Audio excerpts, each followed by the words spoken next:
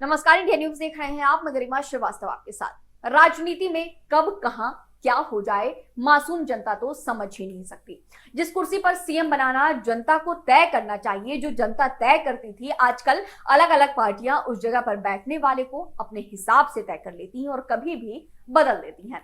यानी हम ये बिल्कुल नहीं कह सकते कि अब की जनता जनार्दन के तय करने से सिर्फ सीएम बन जाते हैं। महाराष्ट्र की राजनीति का माहौल इस वक्त काफी गर्म है। इस आग में घी डालने का काम किया है धाराशिव में अजीत पवार को राज्य का भावी मुख्यमंत्री बताने वाले पोस्टर बैनर ने। जी हां, पोस्टर बैनर लगा और उसमें ये बात कही जाने लगी कि अजीत पवार को मुख्यमंत्री बनाया जाएगा। इससे साफ नजर आने लगा कि पर्दे के पीछे बहुत कुछ चल रहा है, बहुत कुछ घटित हो रहा है।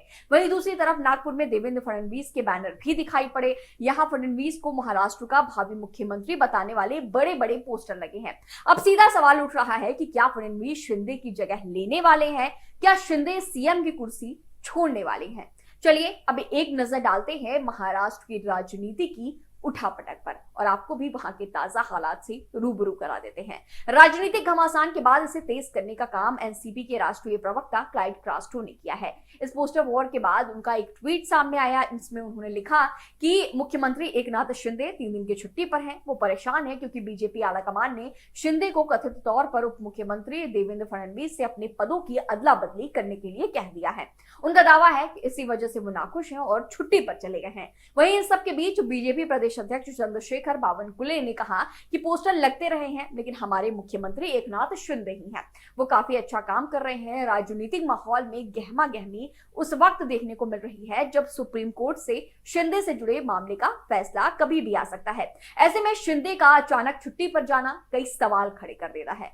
चर्चा तो ये भी है कि बीजेपी किसी दूसरी योजना पर भी काम कर रही है और इस प्लान के मेन हीरो क्या अजीत पवार होंगे?